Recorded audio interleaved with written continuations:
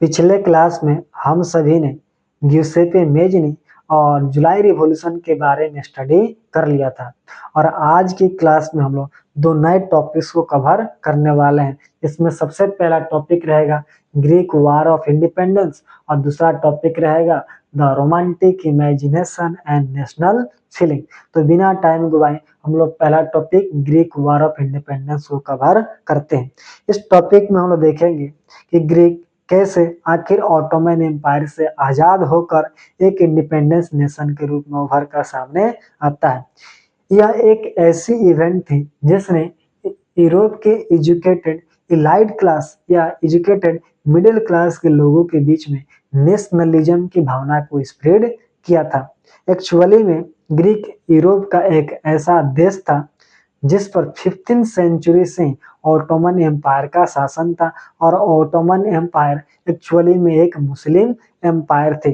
ठीक है, यानी कहने का मतलब ये हुआ कि ग्रीक इस मुस्लिम एम्पायर का गुलाम था। लेकिन जब 10th या 19th सेंचुरी आता है तो यूरोप के बहुत सारे कंट्रीज के अंदर रिवॉल्यूशनरी नेशनलिज्म की शुरुआत हो जाती है। तो ग्रीक देश भी शांत रहने वाला देश तो था नहीं, ग्रीक के अंदर भी नेशनलिज्म की भावना जागृत होने लगती है और 80-20 एक ऐसा समय आता है जब ग्रीक के अंदर भी इंडिपेंडेंस के लिए स्ट्रगल की शुरुआत हो जाती है और इस इंडिपेंडेंस स्ट्रगल में बहुत सारे ग्रीक नेशनलिस्ट के साथ साथ एग्जाइलिंग अदर ग्रीक्स और बहुत सारी वेस्ट यूरोपियन कंट्रीज भी हिस्सा लेती है ताकि ग्रीक को ऑटोमन एम्पायर से आजाद कराया जा सके और उसे एक इंडिपेंडेंट नेशन बनाया जा सके।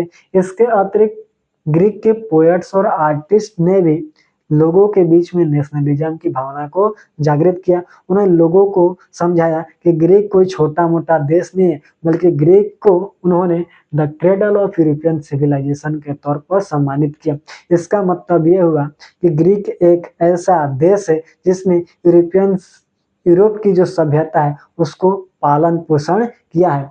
ग्रीक एक ऐसा देश है जिसने यूरोप के लोगों को democracy, art and culture, science and technology, philosophy का ज्ञान दिया है। इसलिए ग्रीक को आजाद कराना बहुत ही जरूरी। इसके अतिरिक्त उन्होंने मुस्लिम एम्पायर के विरुद्ध पब्लिक ओपिनियन को भी मोबिलाइज करने का काम किया। ये सब काम किया किसने? पोएट्स और आर्टिस्ट ने। इन्हीं पोएट्स और आर्टिस्ट में से एक इंग्लिश पोएट थे जिनका नाम था लॉर्ड बायरन। इन्होंने ग्रीक की आजादी की लड़ाई के लिए बहुत सारे फंड जुटाए। बहुत सारे फंड का मतलब ये हुआ कि उन्होंने बहुत सारे धन इकट्ठा किया, साथ साथ खुद वो ग्रीक की लड़ाई में हिस्सा लिए। हालांकि 1824 में फीवर से इनकी मौत हो गई, लेकिन कहावत एक है कि जब तैरना आता है और डुबकी लगा लिया तो कभी ना कभी तो किनारा मिलेगा। ये लड़ाई 1821 में शुरू हुई और चलती रही। एक समय 1832 जब ट्रीटी ऑफ कंस्टेंटिनोपल या कुस्तुनतुनिया की संधि होती है और उसके माध्यम से ग्रीक को एक इंडिपेंडेंस कंट्री या इंडिपेंडेंट नेशन के रूप में नामित कर दिया जाता है और वहां से ग्रीक एक इंडिपेंडेंट नेशन बन जाता है। ठीक है, आई थिंक ये कहानी सबको समझ में आ गया होगा कि ग्रीक कैसे एक इंडिपेंडेंस नेशन के रूप में उभर कर सामने आता है। ठीक है, यहाँ से हम लोग का फेज 3 तो मैंने शुरू कर दिया है। अब हम लोग अगला टॉपिक शुरू करते हैं, the romantic imagination and national feeling. इसमें हम लोग सीखेंगे कि केवल गोली बारूद और लड़ाई से ही लोगों के बीच में नेशनलिज्म की भावना प्रोड्यूस नहीं की जाती है, बल्कि कल्चर के माध्यम से भी लोगों के बीच में नेशनलिज्म की भावना को जागृत किया जाता है। सबसे पहले हम लोग रोमांटिसिज्म या रोमांटिसिज्म वर्ड के बारे में स्टडी करते हैं कि आखिर रोमांटिसिज्म होता क्या है। तो जब कल्चरल मूवमेंट के द्वारा, फिर से सुनना, जब किसी देश के अंदर रहने वाले लोगों के बीच में कल्चरल मूवमेंट के माध्यम से नेशनलिज्म की भावना को स्प्रेड किया जाता है, यानी सीधे तौर पर जब किसी देश के अंदर रहने वाले लोगों के बीच में कल्चरल मूवमेंट जैसे कि लैंग्वेज के माध्यम से, सॉन्ग्स के माध्यम से, प्लेज के माध्यम से लोगों के बीच में जब नेशनलिज्म की भावना को जागृत किया जाता है, उसी प्रोसेस को रोमांटिसाइज्म कहा जाता है। और जो लोग इस तरह की भावना को जागृत करते हैं उन लोगों को रोमांटिक कहा जाता है। यहाँ पर रोमांटिक का दूसरा मतलब मत समझना, बल्कि वैसे लोग जो कल्चर के माध्यम से लोगों के बीच में नेशनलिज्म की भावना को जागृत करते हैं उनको ही रोमांटिक कहा जाता है। आई थिंक ये वाला वर्ड और रोमांटिक वर्ड के बारे में सबको समझ में आ गया होगा। अब हम लोग बुक के अकॉर्डिंग स्टडी करते हैं। मैंने क्या समझा कि कल्चरल मूवमेंट के माध्यम से जब लोगों के बीच में नेशनल सेंटिमेंट को डेवलप किया जाता है उसी को रोमांटिसाइज्म कहा जाता है। यूरोप की बात की जाएगी तो जो रोमांटिक आर्टिस्ट और जो पोएट थे उन सभी का मानना था कि केवल साइंस और रीजन के माध्यम से ही लोगों के बीच में नेशनलिज्म की भावना को जागृत नहीं किया जा सकता है। इसलिए उन्हें साइंस और रीजन का जो ग्लोरिफिकेशन था, उसका जो गुणगान था, उसको क्रिटिसाइज किया। उनका मानना था कि केवल गोली, बारी, बंदूक और तोप से या लड़ाई से लोगों के बीच में नेशनलिज्म की भावना जागृत नहीं की जा सकती है, बल्कि इसके और भी तरीके हैं जिसके माध्यम से नॉन वायलेंस तरीके से लोगों के बीच में नेशनलिज्म की भावना को जागृत किया जा सकता है। उन्होंने बताया कि इमोशंस, इंट्यूशन और मिस्टिकल फीलिंग के माध्यम से भी लोगों के बीच में नेशनलिज्म की भावना को जागृत किया जा सकता है। इमोशन तो सब कोई समझता है। इंट्यूशन का मतलब होता है ज्ञान या बुद्धि, यानी कि ज्ञान या बुद्धि के माध्यम से, यानी लोगों को हम जब बताएंगे कि आज़ादी का मतलब क्या होता है, इस तरह का ज्ञान लोगों के बीच में बांटेंगे, उसी को हम लोग बोलते हैं इंट्यूशन।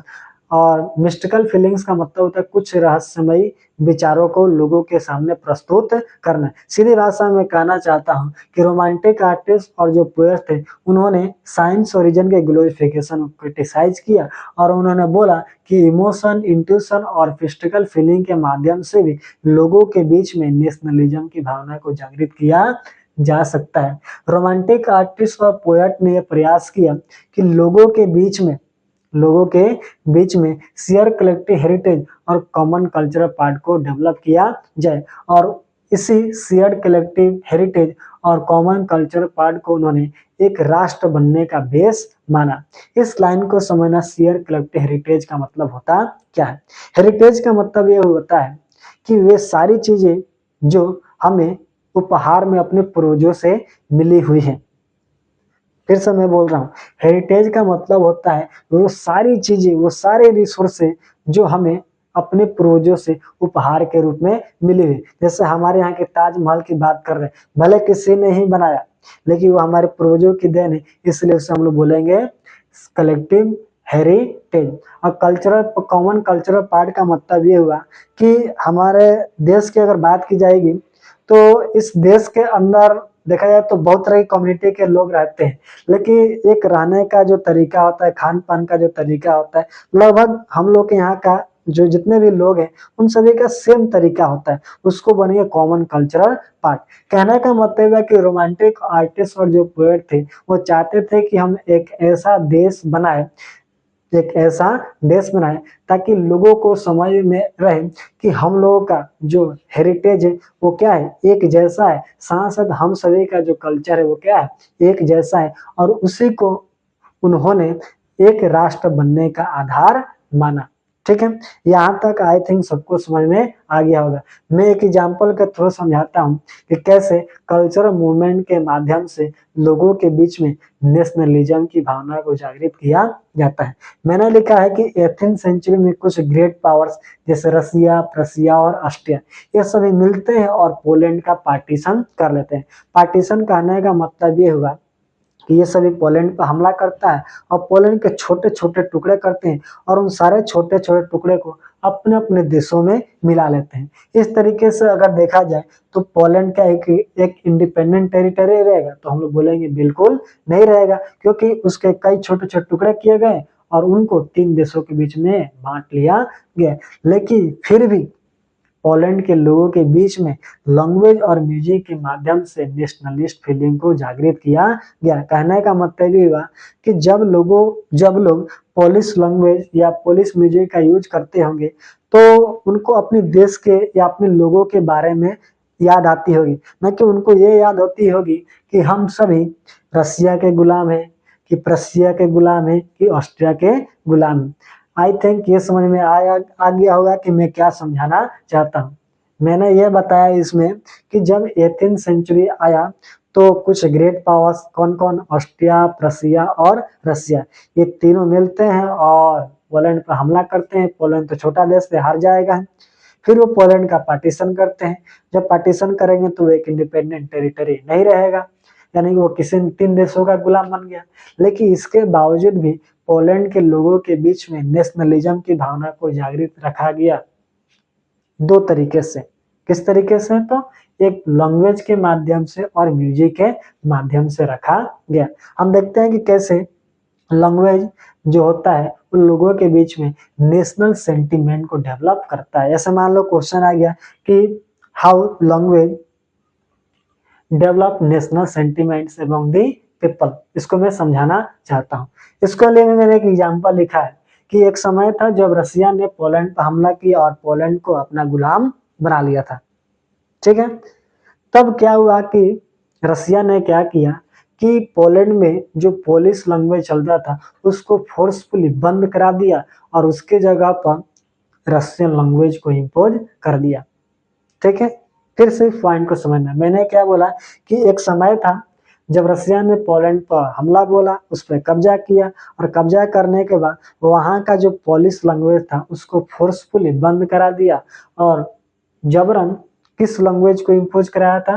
तो वो लैंग्वेज था रसियन लैंग्वेज, जिसके चलते पोलैंड के लोगों के बीच में और रसिया के लोगों के बीच में आर्म रिबेलियन हुआ। आर्म रिबेलियन का मतलब ये हुआ कि रसिया की आर्मी और पोलैंड की आर्मी के बीच में लड़ाई होती है। तो जाहिर सी बात है कि पोलैंड छोटा देश और रसिया बहुत बड़ा देश है, तो इसमें पोलैंड पूरी तरीके से हार जाता है। ठीक है, फिर भी अब तो पोलैंड यहाँ पर रसिया का गुलाम हो गया, लेकिन पोलैंड के जो मेंबर थे, पोलैंड के जो लोग थे, उन्हें नेशनलिज्म की भावना को जागृत रखा। किसके माध्यम से?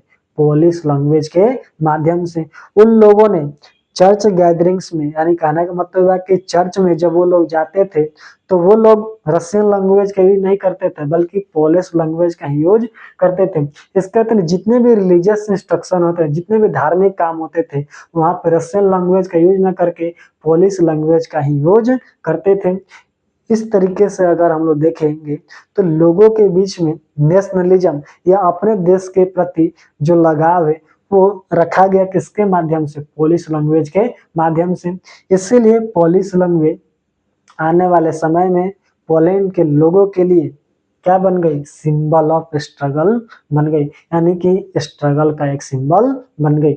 आई थिंक ये समझ में सबको आ गया होगा। इस लाइन को थोड़ा मैं एक बार रिपीट कर देना चाहता हूँ। मैंने बताया था कि जब कल्चरल मूवमेंट के माध्यम से लोग बीच नेशनलिज्म की भावना को जागृत किया जाता है उसको रोमांटिसिज्म कहा जाता है। जो लोग ऐसी भावना को फैलाते हैं उनको रोमांटिक लोग कहा जाता है। मैंने समझा कि रोमांटिक आर्टिस्ट और पोएट्स थे वो किस तरीके से साइंस के ग्लोरिफिकेशन क्रिटिसाइज करते हैं और किस तरीके से लोग बीच नेशनलिज्म की भावना जागृत किया जाता है, ये मैंने समझा दिया था। मैंने दो एग्जाम्पल समझाया था जो कि बहुत ही इंपॉर्टेंट है। Cultural heritage, sorry collective heritage और कॉमन कल्चरल पार्ट को ही एक देश का राष्ट्र देश बनने का आधार होना चाहिए। किसका माना था? तो रोमांटिक आर्टिस्ट और पोएट का था, ये भी मैंने समझा दिया। मैंने कुछ एग्जाम्पल भी समझाया कि कैसे कल्चर के माध्यम से या लैंग्वेज के माध्यम से लोगों के बीच में नेशनलिज्म की भावना को या अपने देश के प्रति जो लगाव है उसकी भावना को जागृत रखा जाता है। मैंने दो एग्जाम्पल समझाए, एक दोनों एग्जाम्पल पोलैंड से संबंधित है। एक बार क्या हुआ कि 18th सेंचुरी में ग्रेट पावर्स मिलते हैं, पोलैंड पर हमला करते हैं, पोलैंड का पार्टीशन करते हैं, जिसके बाद से पोलैंड एक इंडिपेंडेंट टेरिटरी नहीं रहता है। लेकिन इसके बावजूद पोलैंड के लोगों के बीच में नेशनलिज्म की भावना को जागृत रखा है। किसके माध्यम से? लैंग्वेज और म्यूजिक के माध्यम से। फिर एक समय आया कि जब रसिया ने पोलैंड पर हमला किया 1831 में, तो दोनों के बीच में आर्म्ड रिबेलियन हुआ, लेकिन इसमें पोलैंड हार गया। उसके बाद से रसिया ने क्या किया कि पोलिश लैंग्वेज को फोर्सफुली दरकिनार करते हुए रशियन लैंग्वेज को पोलैंड में इम्पोज करा दिया। लेकिन फिर भी पोलैंड के जो मेंबर थे, पोलैंड के जो लोग थे, उन्हें लोगों के बीच नेशनलिज्म की भावना को जागृत रखा। उन्होंने रशियन लैंग्वेज को न मानकर चर्च गैदरिंग में और जितने भी रिलीजियस इंस्ट्रक्शन होते, जितने भी धार्मिक काम होते थे, उन सभी कामों में पोलिश लैंग्वेज का ही यूज किया। इस तरीके से अगर देखा जाए तो पोलिश जो लैंग्वेज थी वो पोलैंड के लोगों के लिए एक सिंबल ऑफ स्ट्रगल बनकर सामने उभर कर आई। तो आज की क्लास में दो टॉपिक्स कवर किए और ये दोनों टॉपिक्स ही इंपॉर्टेंट है। पहला था ग्रीक वार ऑफ इंडिपेंडेंस, दूसरा था the romantic imagination and national feeling. कल की क्लास में पढ़ेंगे हंगर हार्डशिप या हंगर एंड इकोनॉमिक हार्डशिप के बारे में स्टडी करेंगे। आज के लिए बस इतना ही रखते हैं। Thank you everyone.